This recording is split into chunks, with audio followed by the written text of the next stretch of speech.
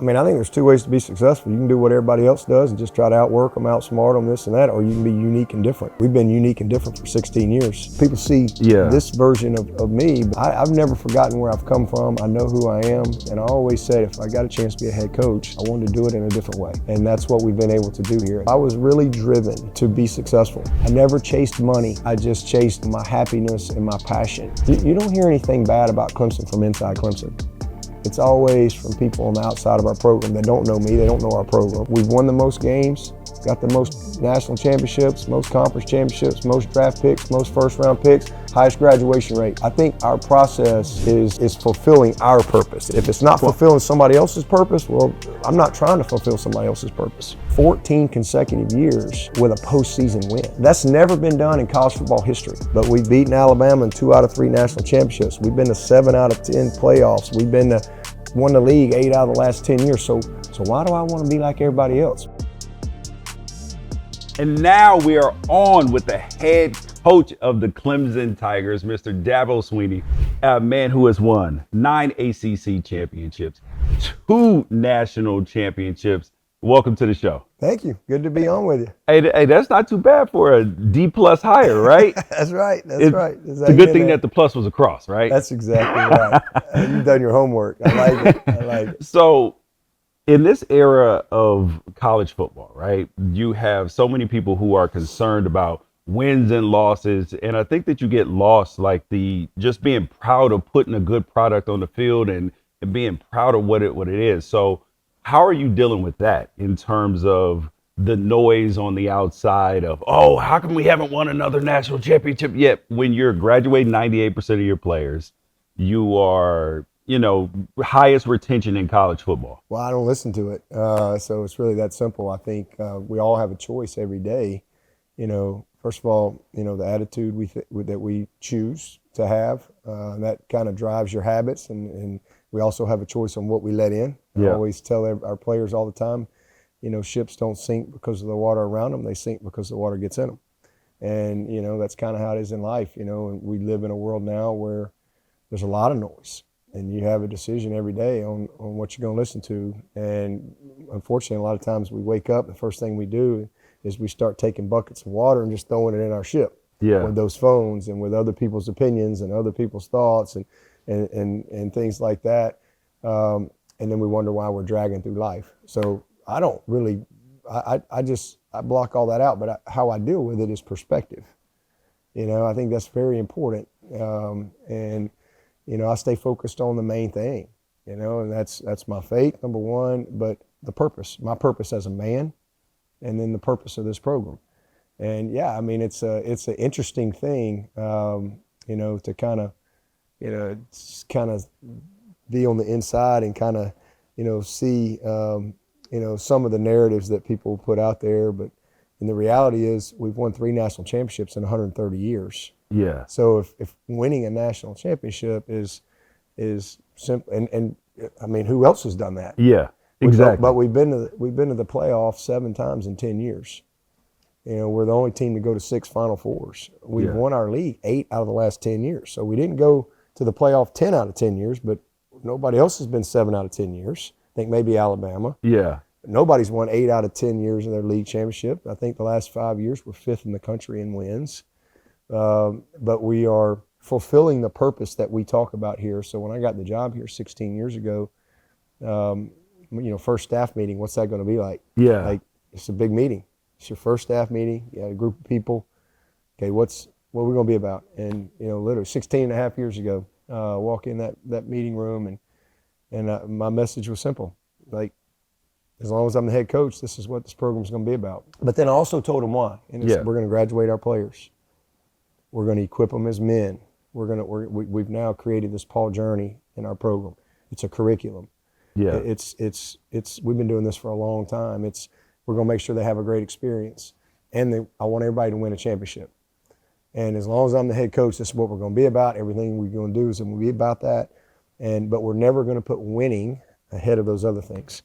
So if that's your purpose and you say you're purpose driven, and you've got 16 years, shouldn't the results reflect that? Yes. Well, we just posted the highest graduation success rate posted in 20 years of college football. We got 98% graduation rate. 390 something seniors, 389 graduates. Yeah. So we're fulfilling the graduate. 13 out of the last 14 years we've been top 10 academically, Clemson, Duke, and Northwestern. And I don't think they've won national championships or conference championships. Yeah. And then you sit there and you say, okay, graduation, that's the number one thing in your program. Well, we're the only team in America, 135 schools, 14 years in a row, top 25 in football and academics. So we've kept the main thing, and then equipping them as men. Paul Journey's a curriculum. You'll see that. College experience. We're top in the country in retention the past 2 years in this crazy free agency world, top in the country in retention. So that means they're having experience. And then, oh, by the way, winning a championship. When I got the job, all right, Clemson hadn't won the ACC in 20 years. And that was an 8 to 10 team league. Yeah. It's a 17 team league now. We've won it 8 out of 10 years. We've won it 9 times. We're 9-1 in the championship game. Clemson hadn't won 10 games in 20 years. Yeah. We've won 10 games, 13 out of the last 14 years. But we've done it by being purpose driven. So can you talk about, you obviously set the purpose for the program. Yeah. But how do you help the young men set their own purpose for their life to create not just great football players, but great husbands, great fathers, great sons, and everything else that they'll be in their life? So that's what we do best. And that is a part of the purpose. That is equipping them as men and not just being a guy that can run a route, throw a ball, sack a quarterback, teach them the proper place for football. We teach them that football can't be the foundation of your life. We're faith-based here. We talk about that.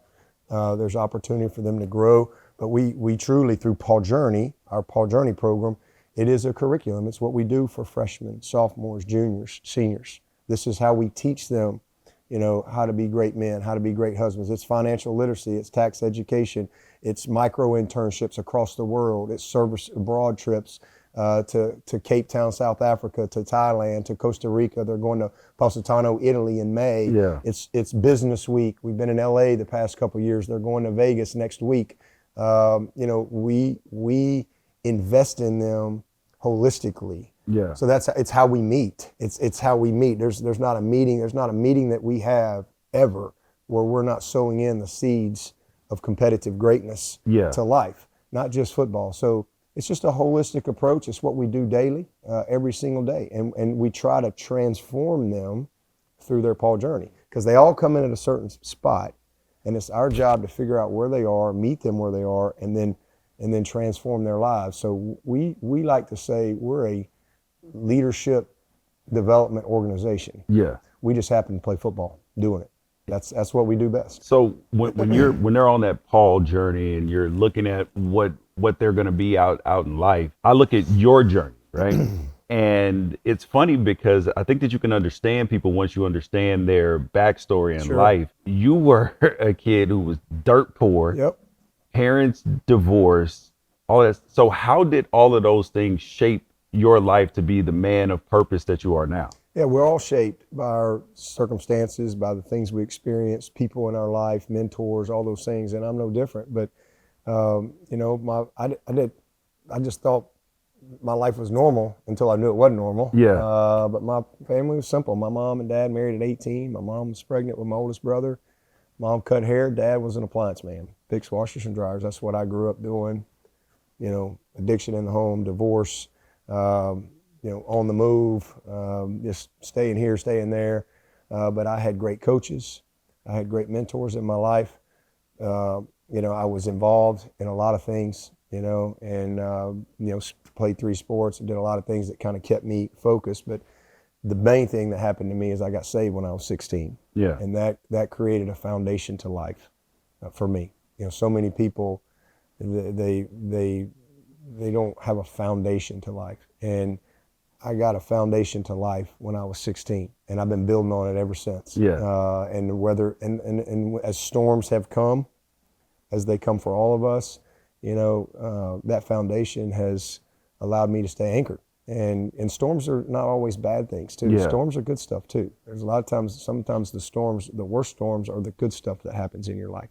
You can get really off course and distracted by that. That's been my journey, and that shaped me, that equipped me.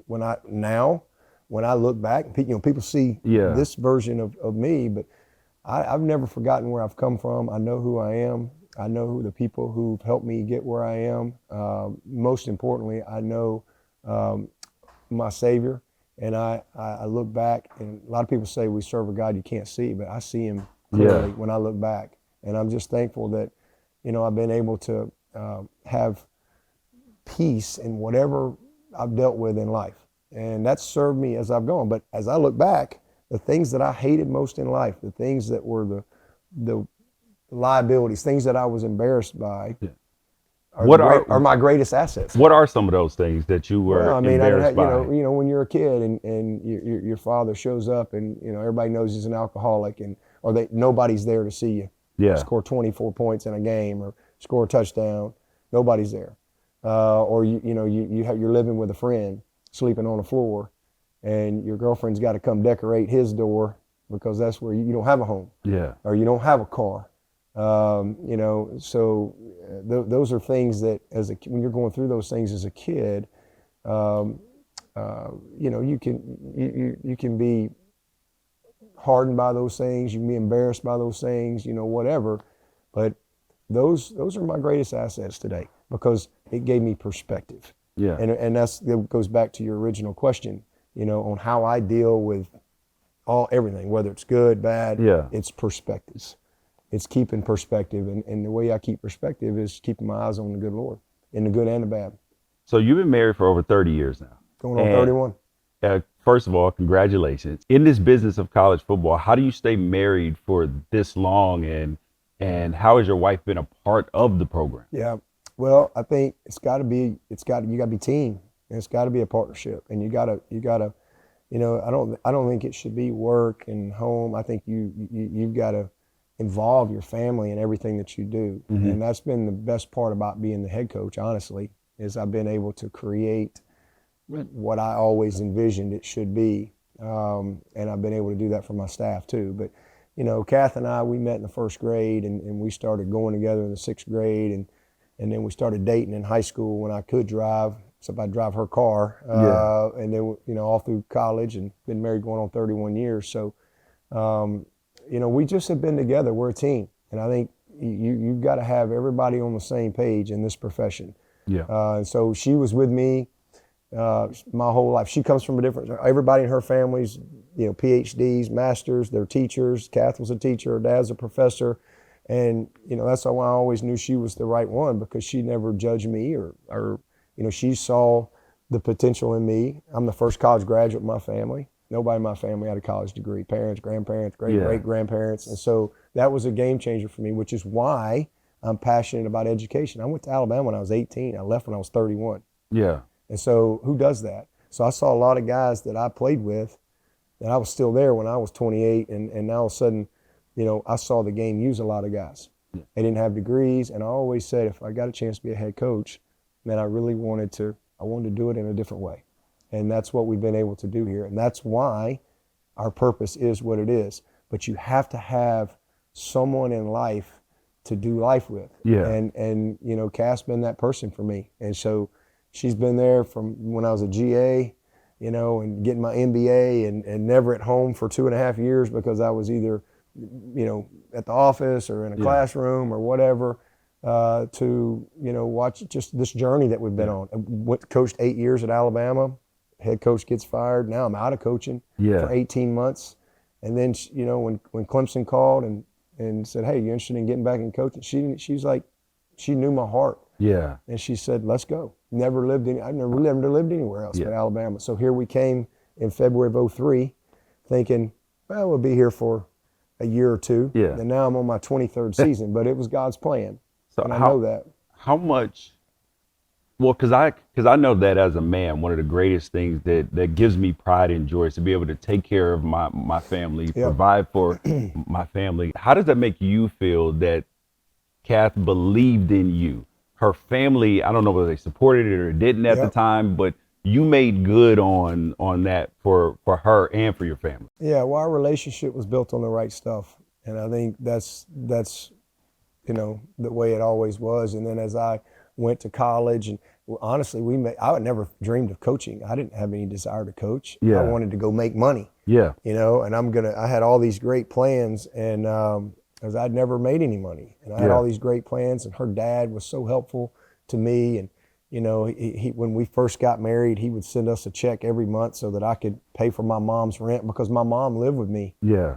Slept when in you the were in same bed college, with me for 3 years of college, and then we got married at 24, and you know, he helped me. He'd give me a check every month to help me pay for my mom's rent, and so I was really driven to be successful. And when I say be successful, it's be able to provide for my family, to be able to have a good job, to be able to have a great relationship, you know, with the Lord, and to be a good father, be a good husband, and to whatever platform God was going to give me, to use it to glorify Him. And so, you know, all of a sudden, next thing I know, Coach McCorvey, Coach Stallings, you know, asked me if I want to be a GA, and I'm like, well, so I'll get my MBA. Yeah. Because I wanted to go run a hospital. I'd got my degree in hospital administration, and that was my plan. And so a week into coaching, it was like clarity of life. All of a sudden, 'cause I still love to play, I still love to compete, I love the game. The first time I'd never been a part of a team, we won the national championship my senior year, and that spring, I'm like, man, next thing I know, I'm coaching. Yeah. And so it was awesome.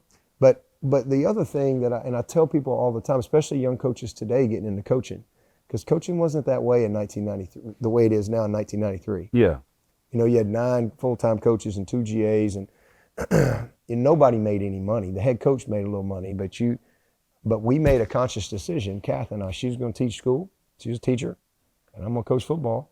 And we knew we would make a good living, but we were never going to, you know, but we were so at peace with doing what we loved to do. Yeah. And I felt like it was what God called me to do. I really felt that. Yeah. And I had that clarity. So I didn't get into coaching to make money. I got into coaching because it's what I love to do, and I felt like I could impact people's lives, and that was the best way to do it. And I wanted to be a part of team. Everything great in my life had come through team. Never, in fact, I took a big pay cut to come to Clemson. Yeah. From the job I had in the business world. And so I never chased money. I just chased, you know, my happiness and my passion. And, you know, this just God's favor that we are where we are now. See, I'm glad you brought that up, because that's something I think that people get confused about at times, right? Because you're one of the highest paid head coaches in college football, and people have their opinions about, oh, well, he say he doesn't do it for the money, but he's one of the highest paid coaches. But when you talk about your purpose, like, that's the thing that clicks for me. But then there were some comments that you made a few years ago about, you know, if players, if they get paid, I'll go do something else. And in understanding your backstory, I feel like I have a better understanding of what you meant by that. But can you elaborate on what I said was, if they professionalize college athletics, it doesn't become scholastic anymore. Okay. And that's because I'm passionate about education. That's what I said. Yeah. People have taken and they write over. I have no problem with these guys.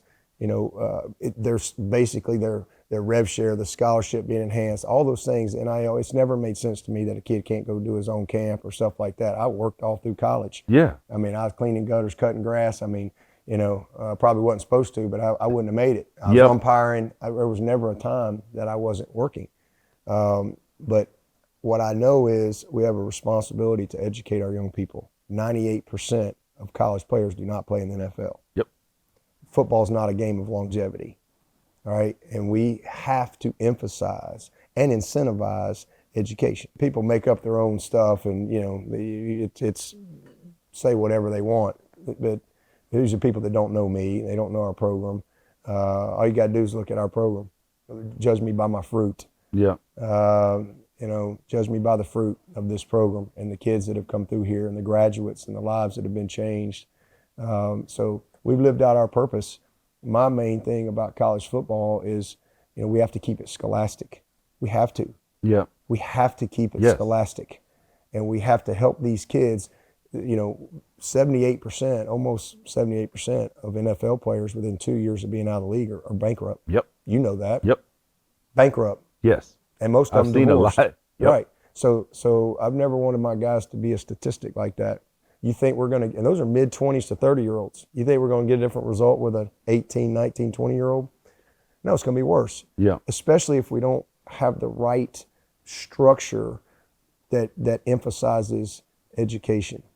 And we have to graduate these players. And if we do it right, it's the greatest time in the history of football to go to college. Yep. Because we have a chance to educate and equip these young people, teach them financial literacy, tax education. They don't have to wait until they get to the pros to know what a W-2 or 1099 or a gift in kind is.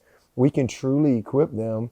So, you know, and then also when they come out of college, you know, a lot of these kids in the past that might leave early, they'll stay now and they'll graduate.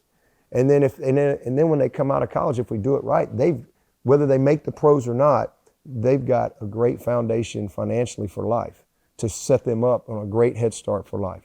No matter how much money you make in college, it's not going to last forever. Correct. And so there's this perception out there, and so we just have to do it in a scholastic way and not get away from that. And that's what I've always believed. And the reason I believe that is because I know that if these young people get their degree, then and you don't have to have a degree to be successful in life. There's a lot of things, there's trades, there's a lot of things that you can do to be very successful. But the statistics and the odds and the data says that you have a better opportunity and that you will make more money in the course of your life if you do have an education. I think that's important. I mean, like, I love Deion Sanders. He's one of my heroes growing up. You know, what a shame if he couldn't go do that job. He couldn't be the head coach if he didn't have his degree. Facts. Yep. And he's not coaching for money. Yep. He's coaching because he loves to teach. He knows and he sees where he can impact people's lives, especially for the kingdom. He sees that. He knows that. He's called to that. And man, what a shame if he didn't have that degree. It wouldn't matter how many Hall of Fames he was in, how many of this stuff. He wouldn't be qualified to go do that. And so I think that's important, and that's what I think sometimes gets lost, that if you're playing football at 27, 28, you're old. Yes. Yeah. I finished that right before I turned 30, and I remember coming out and trying to figure out what I was going to do. And it's a journey. So to have that sort of mentorship, leadership with you guys' platform, I think there's a transition. And what we try to teach in Paul Journey is we teach these guys to transition from football before they ever have to transition from football. And you know what that does? That frees them up just to go play. But Coach, I thought that if you're focusing or you're paying attention to anything except football, then you're not focused on the main thing. No, football is not the main thing. It's the type of young men that we're developing. It's the 30-year-old version of these men. That's the main thing.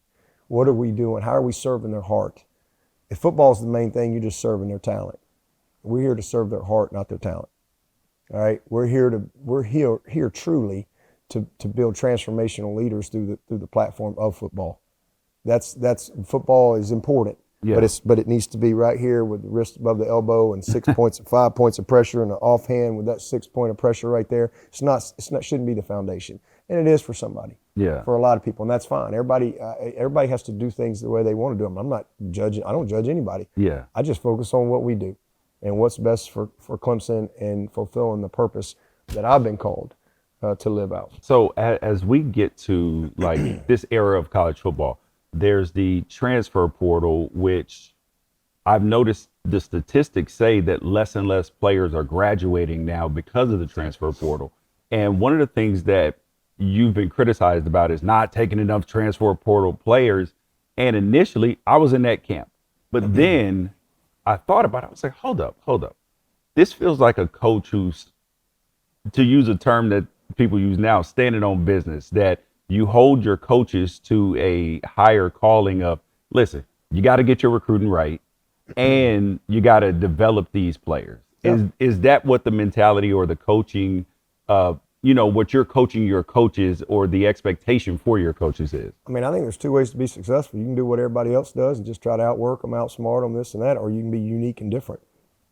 We've been unique and different for 16 years. I mean, just like, again, everybody's got a lot of opinions, but nobody ever talks about facts. The facts are, now that Nick Saban's gone, we've won more games in 16 years than anybody in the country. And got the most draft picks, got the most first-round picks in the past 16 years. Never had a number one recruiting class. We're like usually average about 13. But we've beaten Alabama in 2 out of 3 national championships. We've been to 7 out of 10 playoffs. We've won the league 8 out of the last 10 years. So why do I want to be like everybody else? We got the highest graduation rate in America. We got the best retention in the country. So why do I feel this need? I'm not against the portal. But when you have the highest retention rates in the country, that means kids, in highest graduation rates, kids are staying. So this is not a catch and release program. This is not a place where we're going to run guys off. We're at the bottom in the class of 26 in offers right now, fewest offers. But we've offered like 61 guys, and at the top would be like 500 and something. Whoever's first up there, I've got a list of it. You know, we don't offer many guys. We don't offer freshmen and sophomores. I won't offer anybody that won't come here. You know, like we value we know exactly what we're looking for. We're unique and we're different in our approach. But it's not to judge other people. Yeah. That's what's worked for us. Who's won more national championships? Yeah. Who's been to more playoffs? Who's won more conference championships? Who's had more draft picks and first round picks? Nobody in the past. Now the Knicks gone. Yep. Nobody. So who's got we're fulfilling our purpose. We're not worried about what other people do. We're just trying to be the best version of Clemson and do what's best for Clemson. And that's what we've done. And so we're not against the portal. We've used the portal 3 out of 4 years. Yep. Nobody wants to talk about that. We've used it it's a great tool. It's a great tool. If I left today and took a job somewhere, half the team would leave. Yeah. Well, you can't go sign 40 freshmen. you got to go build a team. I don't judge anybody. Everybody's situation is different. Okay. But our retention is pretty unique. And the reason it's so high is our process on the front end. And so we're getting the best high school kids that we think. So again, if our Alabama, they've been number 1 about every year in recruiting, but we beat them in 2 out of 3 national championships. And if it wasn't for an onside kick, we'd have beat them 3 out of 3, 45-40. So I mean, the last one we won, they had 18 first rounders. We had 8, and we beat them 44-16. You win with people. You win with synergy. Clemson 2 + 2 = 10. So you got to get the people part right. So portal-wise, you know, as long as we're getting the best high school kids. So like this past year, we signed 3, but we didn't have a choice. And everybody has to use the portal now because if you have kids leaving the spring, and that hasn't been the case for us. Yeah. If you have kids leaving the spring, who are you going to go get in May? There's no high school kids. Yep. But it just hasn't been our situation. Yeah. And that's just goes back to our process, our relationships. So what is that process of finding Clemson men or what will be Clemson men? Yeah, so you got to be a lot more than just good football players. A lot of good football players. We're looking for your character, your academics. We're looking for those intangibles. It's like, I love football, and then again, we want a 4-semester transcript. Can you play a couple years of varsity football? Is that too much to ask? Like the reason you see all these some of these schools signing 30 guys a year, but look how many guys are leaving their program. So it's just kind of catch and release, or it's just, transactional. And that's not who we are. There's a transaction in today's football, but kids aren't coming here because of that. They're coming here because they really align with who we are. And they're staying here. You don't think Peter Woods and T.J. Parker and Kate, you don't think these guys could go in the portal and get, sure they could, but they're happy. And so, that's what people, you don't hear anything bad about Clemson from inside Clemson. It's always from people on the outside of our program that don't know me, they don't know our program. Again, we've won the most games, got the most national championships, most conference championships, most draft picks, most first round picks, highest graduation rate.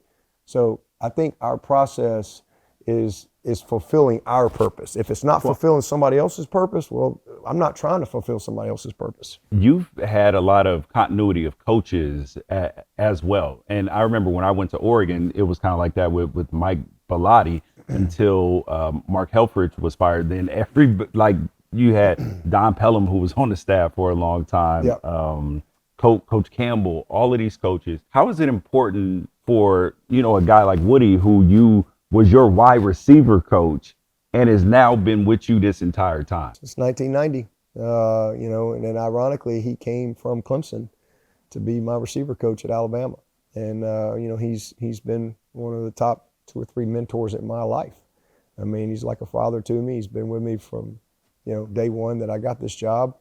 And, just just one of the great blessings. You know, God puts people in our lives along the way that are, you know, just rocks in your life, and that's who he's been. So it's been awesome. I mean, to do life with Coach McCorvey has been, you know, just amazing. To meet him when I was 20, you know, as a young redshirt sophomore at Alabama, and you know, I don't get a scholarship if it's not for him. You know, he believed in me at a young age, and mentored me, and had a great experience playing for him. And then I was a GA for him. And then when he became the offensive coordinator, you know, I'm 26 years old coaching receivers and tight ends at Alabama. I was the youngest assistant in the SEC.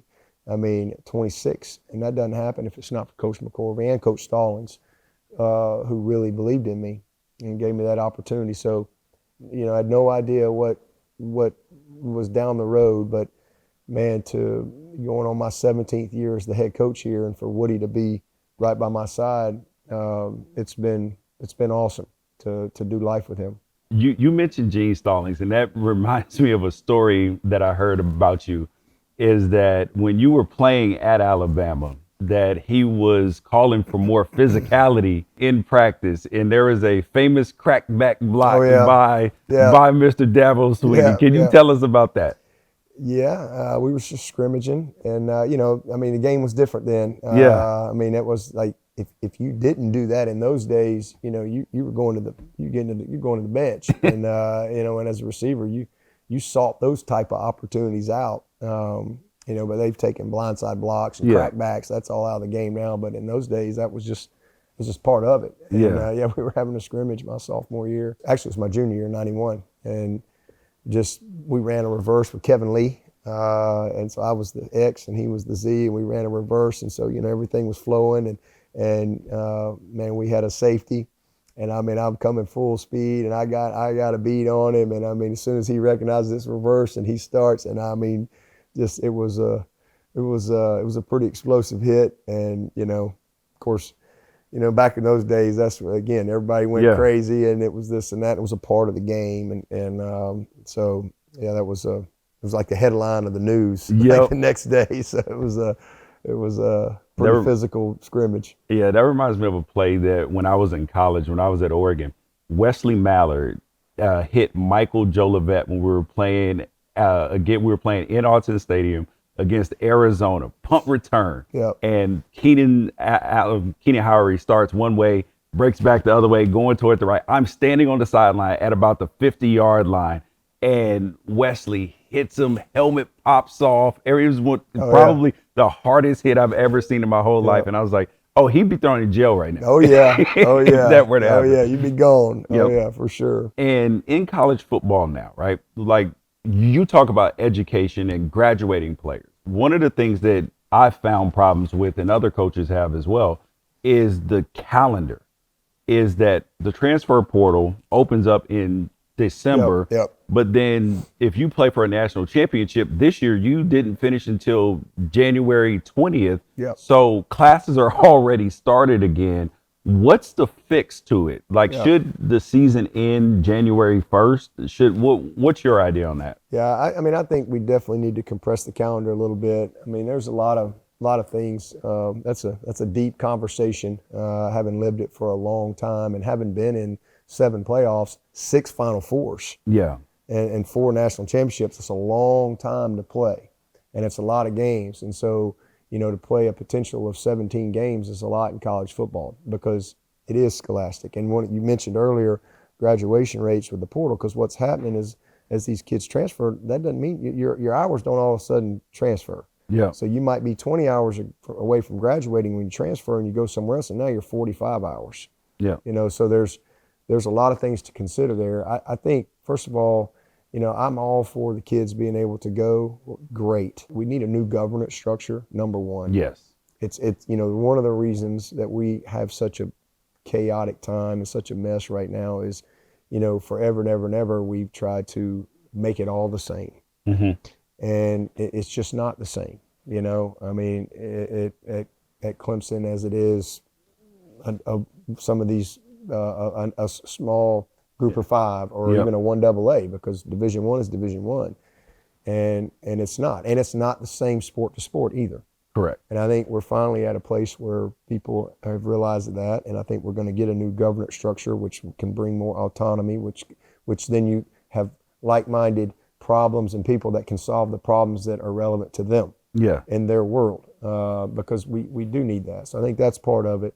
And then I think the next thing is we need to look at the calendar. There's some adjustments that we need to make there, but having done it many times, to ask these kids to start earlier and to play later and to practice more, play more games, that's a lot. And so, man, I'm glad that they're having opportunities with the rev share, and all of that stuff is great. We just have to have some structure, and that's coming.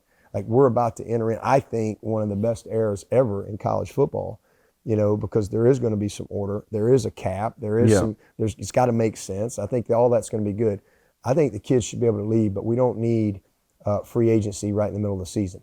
Nobody does that. Yeah. Like, it makes zero sense at all. And it puts the kids in a bad situation. I think we need 5 years for 5 years, number one. Okay. We got all these waivers. We got all this stuff. I just think you should be able to play 5 years.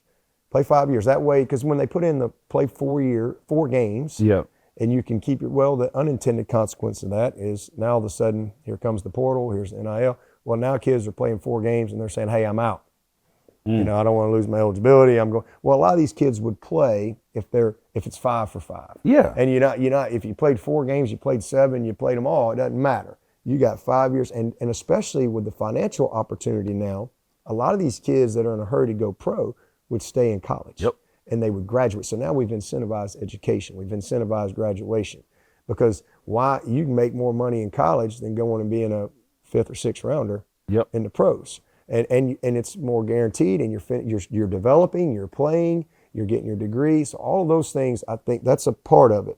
But we need one portal window. I don't care when it is. There's a lot of debate. Is it January? Is it February? Is it March? Yeah. Whatever. All right. I mean, personally, I think, we should give these kids the opportunity. Like, if you look at the Final Four, the past few, everybody's had kids opt out. Yep. Because they feel this pressure. And you shouldn't have to opt out of what you put your shouldn't blood, have to sweat, do and that. tears into. Yeah, you feel this pressure because kids are like, oh, I got to get there in January. So I think one fix for that is we need to change how spring practice is done. Spring practice is important, though. All this chatter and chit-chat, these guys have played all these guys. Yeah, some guys have, but most of these kids haven't. Yep. And college is developmental. Like, if you get to the pros, you can have a bunch of OTAs and this stuff, but y'all got 4 preseason games to figure it out, to go play some football. We don't get that. In college, when we play LSU. And so we don't get preseason games. We don't get jamborees. It's the only level of football that we don't get to practice against anybody else. Yeah. We only have each other to compete against each other. And so college, like when we get kids at Clemson, it's the first time in their life that they've had a peer. Like my left tackle, Brandon Jacobs' son, Braden Jacobs, who just got here, who's 6'7", 330 pounds. Let me just tell you something. He's never had a peer at practice or on Friday night. Maybe every blue moon he might play against somebody.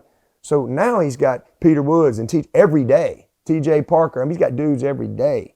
And so he needs to develop. He needs to learn how his stance and fundamental. How do you pull on a counter? How do we do those things at this level?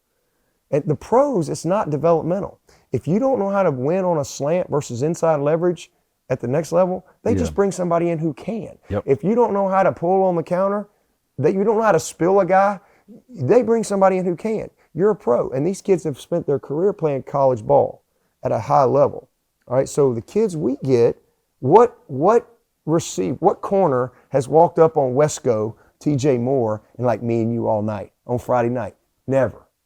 All right, so now he's got Avion Terrell, he's got Ashton Hampton, so college has to be developmental. So my point in that is I think we need to look at spring practice. We just need to say, you know what? Everybody gets 20 days. Yeah. Everybody's calendar is different. Some are quarters, some are semesters. Some people start earlier in January. Some people start later in January. Some people are out early May. Some people are out mid-May, whatever. Why don't we some people don't sign a lot of portal guys. Some people sign all portal guys. And the portal problem is, okay, well, they want them there for spring ball. Kids want to get there. So why don't we just say, you know what, you get 20 days from March 1 or whatever, late February through June. do it however you want. So that way, if you want to sign a bunch of portal guys, if we're going to make the window in April or whatever, and you get a bunch of kids in May, well, those kids have they'll stay in school, they can continue their academic course, they can make a good decision, and then they can get there and they can have spring practice in May and June to get acclimated, to get ready. And so I think, there's a lot of things we can do to fix it, but we definitely need one portal window for sure. And we need to create an opportunity for these kids to be able to finish. Now you got some coaches out there, they're like, well, I don't want these guys around for a semester. I don't think that's the right mentality, but to each his own. That's why I was like, why don't we make it end of January or 1st of February? And so what if we got some guys that are going to the portal? At least they can finish school. Yep. And we know what our roster is in the off season and the spring practice, and then we can address that, with kids in May. And then we can do our spring practice. Hey, I'm going to save these practices in May, these practices in June, and we can get on the field with these kids. So it feels like there's been a return to like players talking about their faith, right? And being more open about it. You saw it this year with Ohio State with some of their players, and some of the fans were like, stop talking about God, like focus on football. And I believe that those things are interconnected, like that you talked about. Why do you think that? Is it just a feeling that it is a more return to people being more vocal about whatever their faith is, or do you believe that it's been going on the exact same the whole time? I mean, I think faith's a personal decision. I think it's always been certainly always been a part of my life and what I've done. And I think probably for most, I just think you probably have seen people be more vocal about it. We live in a world now where there's constant, and kids see things or whatever. And so, I mean, I love it though. I mean, I think it's great. I mean, but for me, I mean, it's always been a part of what we do. I've never shied away from that. Again, I've always said it's not my job to save people. My job is to win football games. I get that, but I do think it's my responsibility as a Christian and as a person of faith to live my life in a way and hopefully be a great example and be a light, and that's really what I try to do. And I know I get judged by other people, but that's just part of it. Comes with it. 13 out of the last 14 years, Clemson has won at least 10 football games and a lot of 12-win football games along the way, which is very difficult to do because in the era of the college football playoff, 11 years, there's only been 6 teams to win at least 6 games every single year, and Clemson is one of them. Why do you schedule the way that you do when other people are trying to get as many easy games as possible? This year you start out with LSU. You could put anybody else on the schedule and then still have your South Carolina game. Why are you doing that when other people are shying away from that? Yeah, that's how we built the program. That's what I've done from day one. When I got this job, again, we hadn't won 10 games in 20 years. We hadn't won the ACC in 20 years, much less think about a national championship. And I met with the AD, and I'm like, look, here's what I think we need to do. The only way, I spent 13 years at Alabama, so, that was my background. Mm-hmm. I've only been at 2 schools. And so that was my background of, we need to compete, and I need to teach these guys. And the only way I'm going to teach these guys and prepare these guys is, man, we got to go play people. Yep. And and I've had a lot of conversations about that over the years. Yeah, you played Georgia last year, 6-0 at the half. We battled, didn't have a great third quarter. Those games are hard. They're great when you win. Yeah. But they're hard. But I just believe in totality, for what's right for the long term of your program and teaching guys. We only play this game 6% of the time. The other 94%, you're preparing, you're practicing, you're training, you're lifting weights, you're doing football life with each other. And that's what I've always believed is an advantage for us here is who we practice against every day, iron sharpening iron, like it's prepared us for those moments. But there's nothing that prepares you more than from feeling it, breathing the air, seeing it. And so I've just always believed that we got to play 10, let's play 10 Power 5 opponents. And that's been my philosophy from day one. Let's play 10 all-ins, all right, and then let's play one group of 5. And, we scheduled last year. I'm like, why are we scheduling at? We can't find somebody. And this year I got Troy. I'm like, can we not find somebody in Troy? These are like the two of the best group of 5s. But but we played 10 all-ins, a group of 5, and then I've always believed in playing one FCS school in our state. Yeah. It's great for the state. It's great for everybody. So that's been our philosophy from day one, and that's how we've built our program. And if you look at the trajectory of our Clemson, again, nobody's won more games.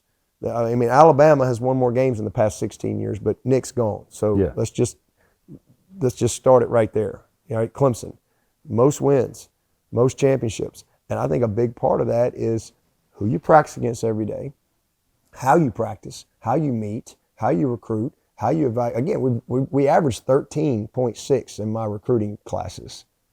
All right, but we got the most draft picks, most first-round picks. So we've evaluated well, we've developed well, we've retained well, and we've played the best of the best. In the playoff era, I mean, we've beaten Auburn 4 in a row, we've beaten Texas A&M 2 in a row, we've beaten Oklahoma 2 in a row. We're 3-1 against Ohio State since I've been the head coach. We're 4-2 against Notre Dame. And Notre Dame prints their own money, makes their own rules, got their own world, right? And one of those losses was double overtime at their place without Trevor Lawrence. All right, we've beaten Alabama. We're 2-1 in national championships against Alabama. We've played all these people. We've beaten Georgia. We've beaten LSU. We've lost to them too. Yeah. We've won 8 out of the last 10 against South Carolina. We've played a lot of people, and I think that's healthy. Obviously, we've played in championship games, but we just set a record this year. We broke our own record, 14 consecutive years with a postseason win. That's never been done in college football history. Nobody's even close. The next closest team is, I think they got 6 postseason wins. We've had 14 consecutive years with a postseason win. And with our trajectory, that means you're in championship games. Yeah. You're in playoffs, big bowl games. I mean, we've played a lot of people. That's incredible. And you mentioned the 10 14 straight years, we've had 9+ wins. And everybody goes, oh, 9+ wins. Well, that's happened 4 times in 160 years of football. Nebraska with Coach Osborne in the 80s. Alabama with Nick Saban. Florida State with Coach Bowden in the late 80s and 90s. And now Clemson. 9+ wins, 14 years. The consistency is our calling card at Clemson. We're not perfect. We don't do everything right. We don't make all the right decisions, but we're consistent. And that's what drives everything in this program. And I was going to ask you why Clemson, but you answered that question right there. You guys, he is the head coach of the Clemson Tigers, Mr. Dabo Swinney. Thank you so much for joining the show. I thanks for appreciate coming. it. Enjoy Thank being you with so you, much. man.